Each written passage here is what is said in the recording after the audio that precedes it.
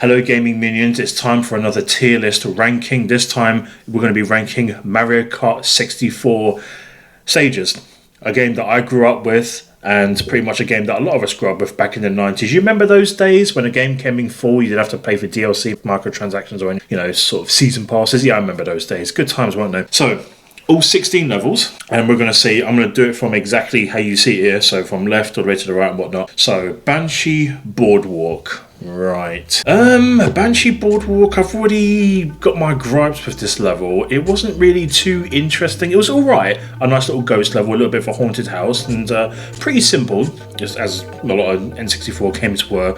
But this one's pretty much basically simple. So I don't think, it's not too good, but at the same time, it's not too bad. I've had some laughs with it. So I'd say it's pretty much, I want to put you in C tier, yeah, because it's pretty much, not going overboard with things, but at the same time I've had a good time with it, so I've still got my grubs there. Pretty basic level, Banshee Boardwalk. Okay, cool. Bowser's Castle, oh my goodness, let's see, how do I personally feel about Bowser's Castle? How do I feel? Not you, me. Yeah, damn right! I like this level. No, I wouldn't say it's the greatest of the greats, but I definitely like it, so I'm definitely going an 8 here there for Bowser's Castle. I personally enjoyed this. I love the it's not that too long of a level, it's got the few, the lava area where it's got little drop off points, it's got the stairs. I mean, I used to mess around with the stairs in that game, when you, instead of just racing in the GP, I used to just slow down, stop, turn around and just try and get up the stairs, trying to get back up where I was before. That's what I like about the games like this, you can actually just mess around and whatnot. Oh, good for you! Cocoa Mountain, yeah, you're going straight there, bruv. I can't stand Cocoa Mountain. This level is just so unimaginably boring. Boring!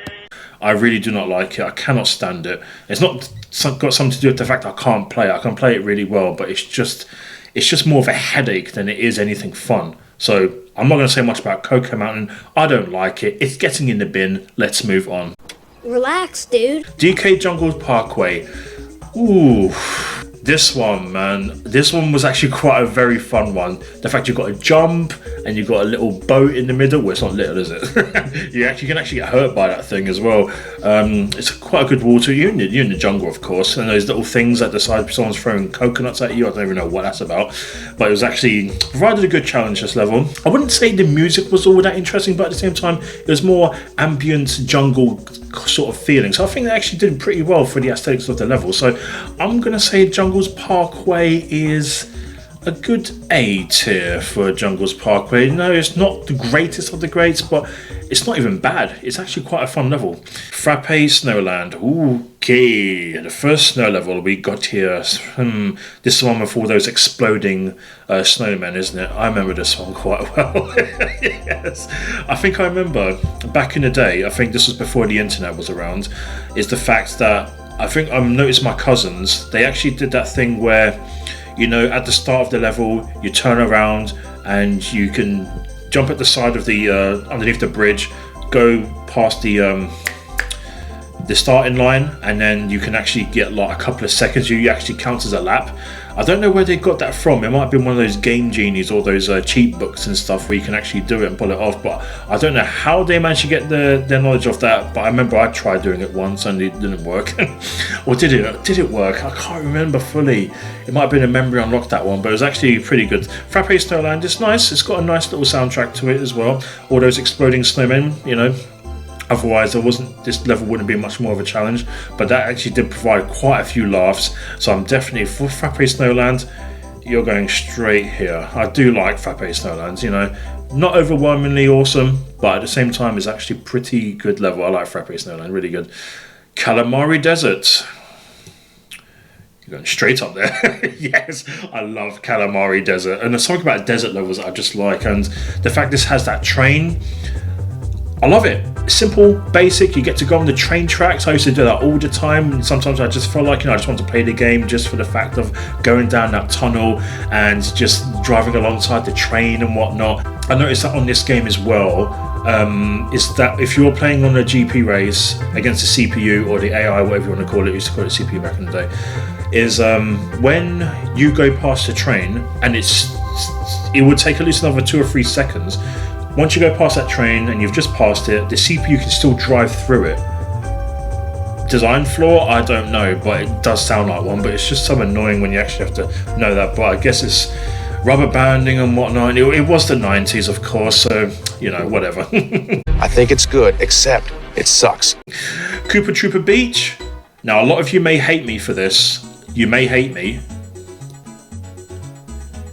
You're going straight up there in S tier. It's the beach, man. You gotta love beach levels. Koopa Troopa Beach was absolutely awesome, amazingly gorgeous. I love the aesthetics of this level. You've got the little crabs everywhere. You've got that little jump that separates the boys from the men. Especially if you don't do it without the booster mushrooms and whatnot. You know what jump I'm talking about. You 90s kids remember which jump I'm referring to. Yeah, this level was so awesome, man. I love the open area spaces.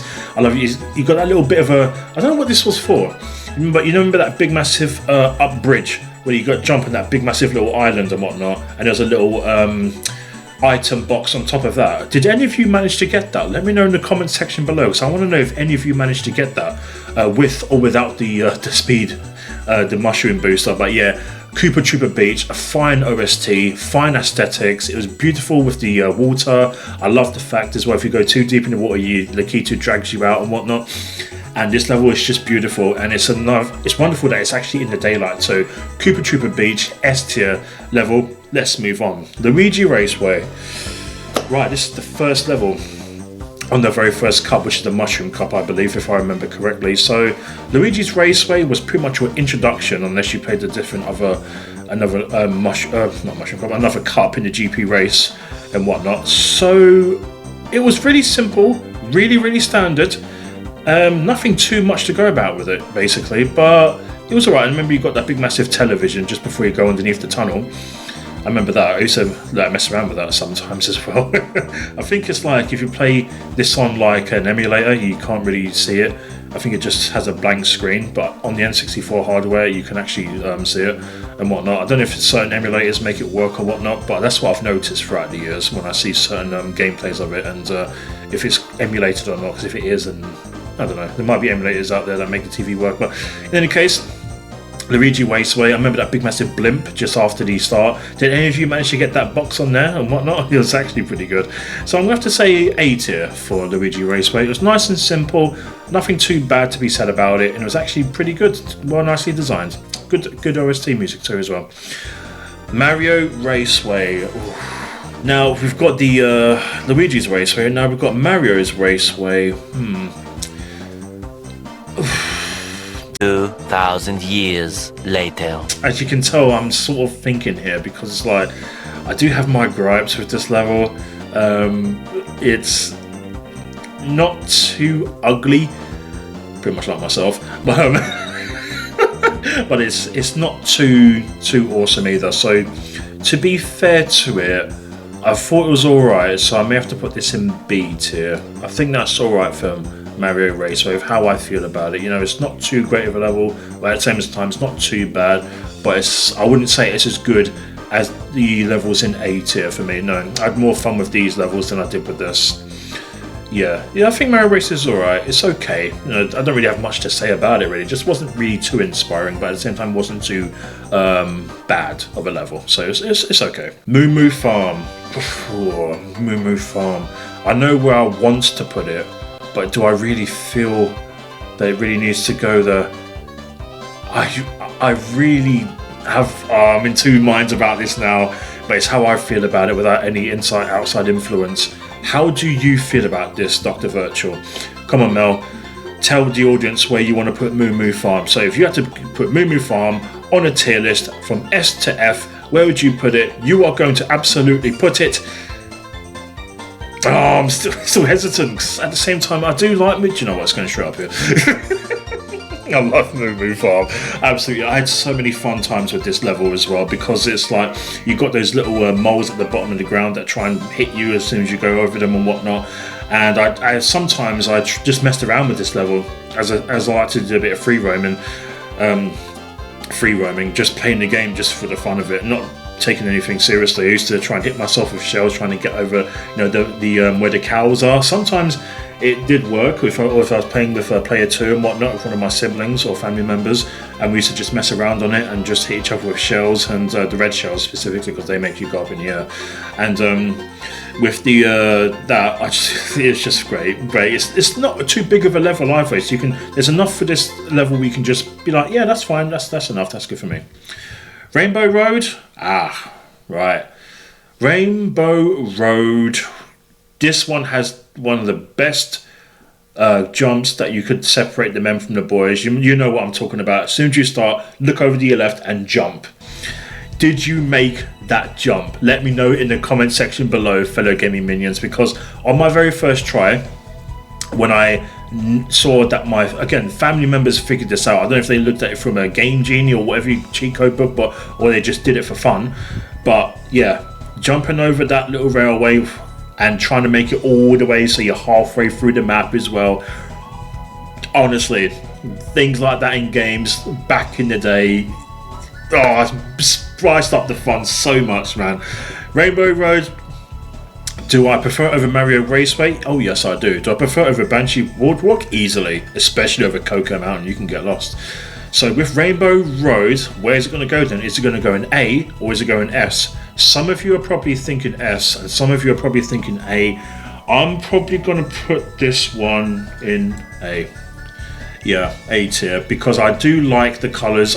It's the longest level in the game.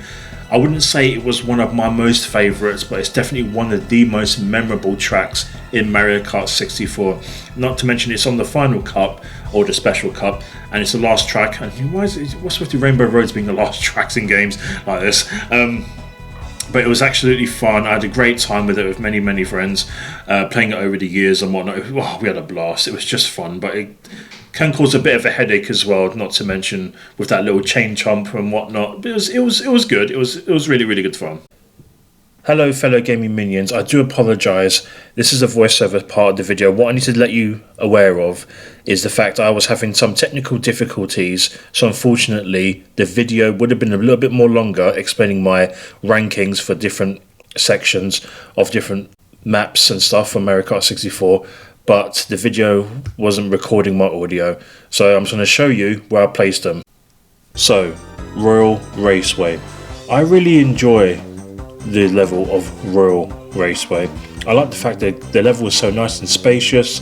You've got some water, you've got a big bridge of a jump, and the fact you've got the famous castle of Mario Kart 64, sorry, Super Mario 64, and I really want this to be an S tier.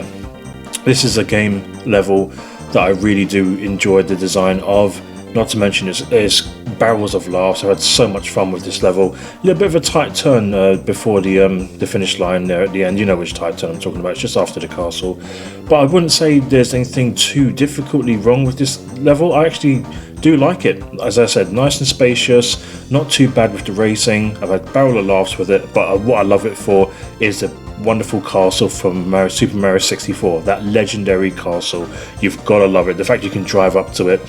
And we used to simulate like what happens if you get 4th place at the end of a GP race. Me and my friends as well, we used to like just drive up there and collect our trophies and pretend. That was good stuff. I remember those good days. They were great fun. Did you ever do that before, fellow gaming minions? Let me know in the comment section below. Okay, Sherbet Land. Do you like sherbet? Let me know in the comment section if you like sherbet. This was one of the difficult levels for me to decide on where I was going to place it. See, I don't mind Sherbet Land. I like the fact it's got penguins. You actually turn into a big block of ice when you go in the water, or the frozen water and whatnot. And the level's not too long, but it's not too short.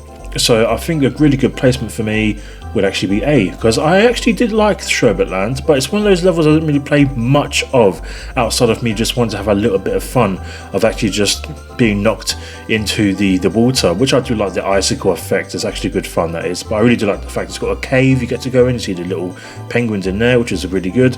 Nice little obstacles, not too bad of a level, and Sherbet Land is actually pretty decent. Yeah, so I put it in A tier.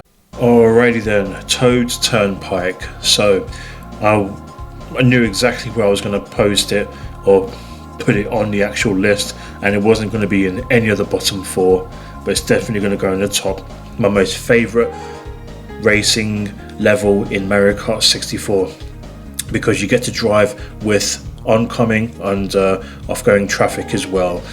You know, you get to play it normally when you're driving alongside traffic, and in reverse when you unlock the reverse mode, or mirror mode as it's known, or something like that. You get to drive them with the difficulty amped up to a high degree, and that is probably one of my most favourite things I love about Toad's Turnpike, the fact you're driving with other vehicles on the road.